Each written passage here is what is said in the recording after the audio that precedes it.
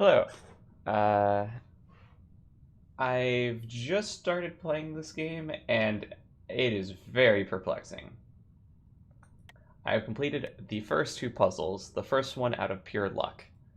The first one, they have it so simple that you can try basically everything until you eventually get it.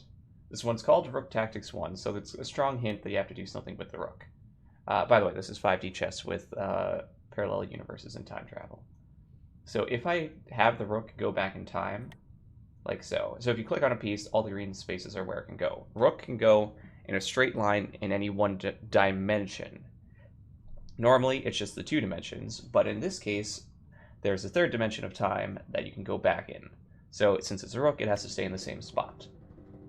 If you ever go back in time, then the current timeline, you can't change the past, so it creates a new timeline. And you'll see here that there's now two rooks here, and in this point in time, the rook has vanished.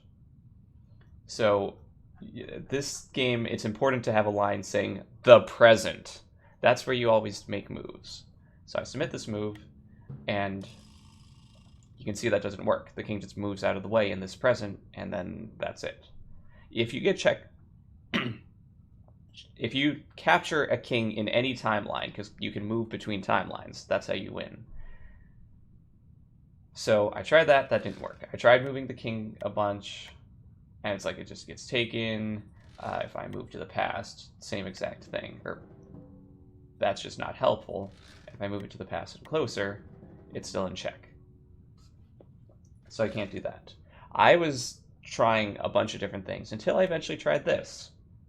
I clicked submit. I was like, wait, I won? How did I win? This king could just move over here, right?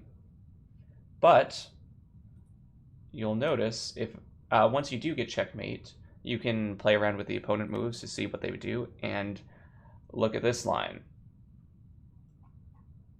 No matter what this king does, they're in check from the very first move. Which, that's just perplexing. It was perplexing to me at first, and I was like, okay, this makes sense now. So like if they tried to, make a new timeline by say moving their king backwards in time, it doesn't really matter. Sure, there's a new timeline, but I can still just take the king. Or sorry, I can take the king in this timeline, and because they were already in check from here, I can take them this way. So that's the first puzzle, to get a basic understanding of it. This one, you have two moves.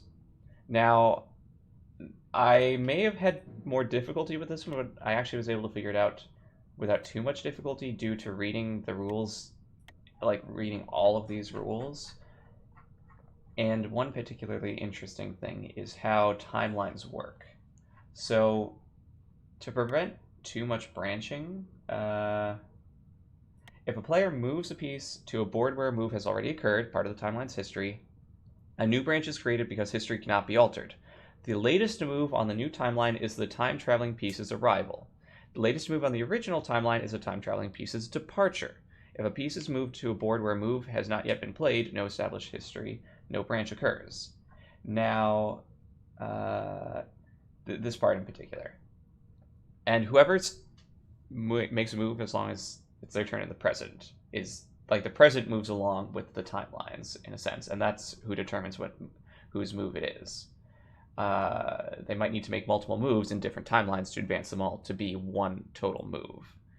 Now, if a player can create a new timeline, they might be able to rewind the present to result in a single move, even if they have multiple boards in the present. But if a player branches twice before their opponent branches once, the extra branches will be inactive and won't affect the present until their opponent makes more branches. That is an important detail for this next puzzle.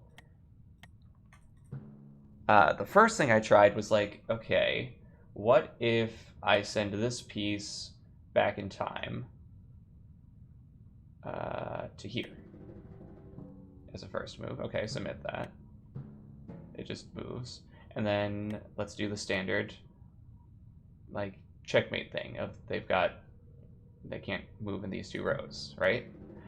But this king can then retreat all the way back to here and arrive in this new timeline. So that doesn't work. Because, yeah, they're able to retreat that way. If you want, you can try to pause to figure it out now, but there's a lot of options, so I wouldn't worry too much about it. The next solution relies on the thing that I was talking about with those rules. I do this, the opponent creates a new timeline.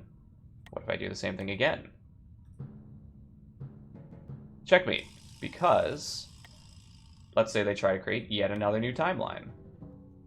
This one, you can see, because these purple arrows mark the active ones, this one isn't active because I haven't created any branches. I have forced them to create 2 branches, and then this is still the present, meaning I can get their king. And now for the puzzle that I have just opened, and I have not tried this puzzle yet.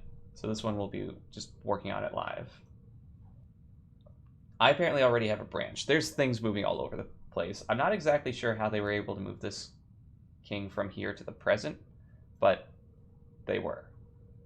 Oh yeah, kings can move 1 space in all directions, so it can move 1 this way as well as switching timelines. So I guess like that's how I would move it to the present. Not that that's helpful for getting checkmate, but that's an option.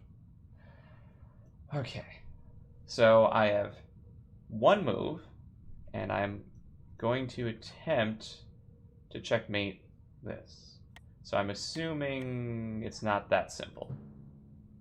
It is that simple. Okay. The reason why I did that is I saw that there was kings in these moves, and I thought, I'm not sure why this piece... Oh, because this is the current present. They can't mess with this because this is the future. So in this present, they only have like 1 thing that they can move, which is their pawn, which doesn't help. And then this can go here. Oh, I was going to try to take this one, but yeah, I can only... So it can switch timelines. Rooks can move in one dimension at a time, which I can move straight to the past, or I can stay in the same position and switch timelines. So if I reset the puzzle, can this one... Okay, so that only works if they're both... If the present has multiple timelines that are active at the same time. Wait.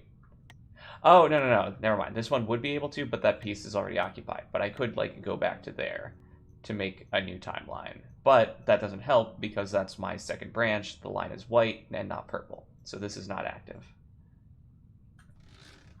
So then, yeah, going with the correct move again.